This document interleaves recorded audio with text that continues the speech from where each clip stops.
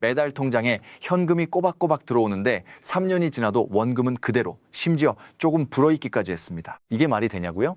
됩니다. 그런데 이걸 만든 60대 분은요, 남들 다 좋다는 그 인기 ETF를 절반은 일부러 안 샀습니다. 왜 그랬을까요? 결론부터요. 매달 많이 주는 상품일수록 원금을 갉아먹고 있을 확률이 높기 때문입니다. 오늘 이 이야기 끝까지 들으시면 분배율 높은 게 좋은 거 아니었냐는 생각이 완전히 바뀌실 겁니다. 저도 그랬습니다. 은퇴 앞두고 매달 배당 나오는 ETF라는 말에 혹해서 분배율 12%, 15% 이런 숫자만 보고 덜컥 넣었던 사람입니다. 처음 몇 달은 좋았어요. 통장에 돈 들어오는 맛, 그거 아시죠? 그런데 1년 지나고 계좌를 열어보니 받은 배당보다 빠진 원금이 더 컸습니다. 없는 게 없었어요. 저도 물려받고 그래서 압니다. 그 뼈아픈 경험으로 지금은 세금, 건보료, 원금, 잔존율까지 다 계산하고 나서야 돈을 굴립니다. 혹시 은퇴 앞두고 저와 같은 고민하고 계신 분이라면 구독하고 좋아요 한번 눌러두시면 저도 힘이 나서 이런 분석을 계속 만들 수 있습니다. 다음 영상도 놓치지 않으실 거고요. 오늘은 실제로 원금을 지키면서 매달 현금을 뽑아 쓰는 60대 포트폴리오를 통째로 공개합니다. 어떤 상품을 얼마씩 담았는지, 그리고 왜 그렇게 나눴는지, 특히 중간에 대부분이 놓치는 건강보험료 함정 하나가 나오는데요. 이거 모르고 배당 받으시면 번 돈보다 더 토해내실 수도 있습니다. 그 이야기는 잠시 뒤에. 먼저 가장 중요한 원칙 하나.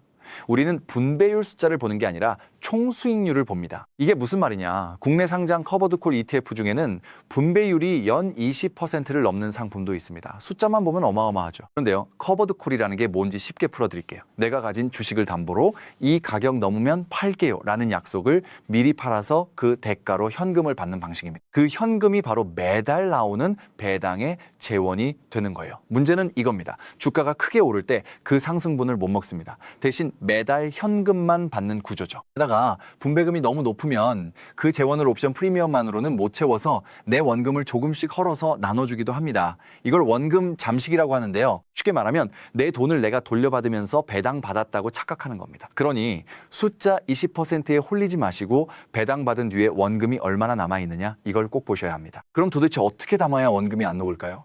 그 답이 다음에 있습니다. 실제 60대 분이 짠 구조를 보여드릴게요. 크게 세 칸으로 나눴습니다. 첫 번째 칸, 절반 정도는 안정배당입니다. 배당 성장주나 고배당 우량주 중심의 ETF, 그리고 리츠라고 부르는 부동산 배당 상품이 여기 들어갑니다. 분배율은 낮아요. 월 0.5에서 0.7% 수준입니다. 대신 원금이 잘 안 녹고 시간이 가면 오히려 배당이 늘어나는 쪽입니다. 두 번째 칸, 3할 정도는 현금 흐름용 커버드콜입니다. 여기서 매달 나오는 두툼한 현금을 만듭니다. 단, 앞서 말씀드린 대로 분배율이 지나치게 높은 건 피하고 옵션 프리미엄으로 재원이 감당되는 수준을 고릅니다. 세 번째 칸, 나머지 2할은 현금과 채권입니다. 이건 왜 두냐?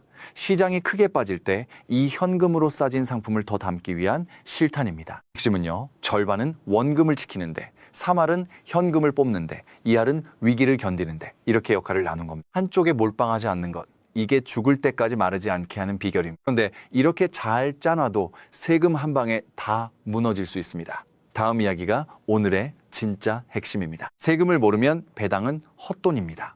이거 하나만요, 은퇴하시고 자녀 밑으로 건강보험 피부양자로 들어가 계신 분들 정말 조심하셔야 합니다. 오늘 2016년 기준으로 연간소득이 2천만 원을 넘으면 피부양자 자격이 떨어지고 지역가입자로 바뀝니다. 그러면 매달 10만 원, 20만 원씩 건강보험료가 새로 나옵니다. 배당 좀 더 받으려다 건보료로 그 이상 토해내는 거죠. 또 하나, 금융소득이 한 해에 2천만 원을 넘으면 종합과세라는 게 걸립니다. 다른 소득이랑 합쳐서 더 높은 세율로 매기는 방식이에요. 다만 반가운 소식도 있습니다.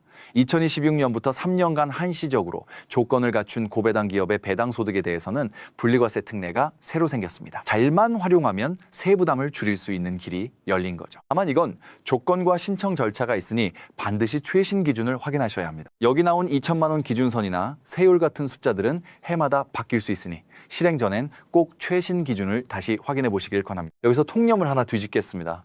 많은 분들이 60대면 은퇴했으니 배당 많이 주는 걸로 몰아야지 하십니다. 그런데 반대입니다.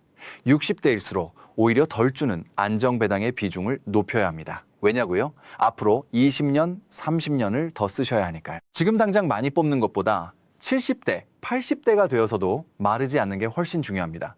그 60대 분이 인기 ETF를 절반은 일부러 안 산 이유가 바로 이겁니다. 지금 많이가 아니라 끝까지 꾸준히를 택한 거예요. 그래서 처음 질문으로 돌아가면요. 매달 현금이 나오는데도 3년 뒤 원금이 그대로였던 비결. 답은 하나였습니다. 절반을 원금 안 녹는 안정 배당에 두고 세금과 건보료 선을 넘지 않게 관리한 것. 화려한 20%가 아니라 조용한 균형이 원금을 지켰습니다. 오늘 딱 3가지만 기억하세요. 첫째, 분배율 숫자가 아니라 배당받은 뒤 남은 원금을 본다. 둘째, 절반은 지키고 3할은 뽑고 2할은 견딘다. 셋째, 세금과 건보료 2천만 원 선을 넘지 않게 관리한다.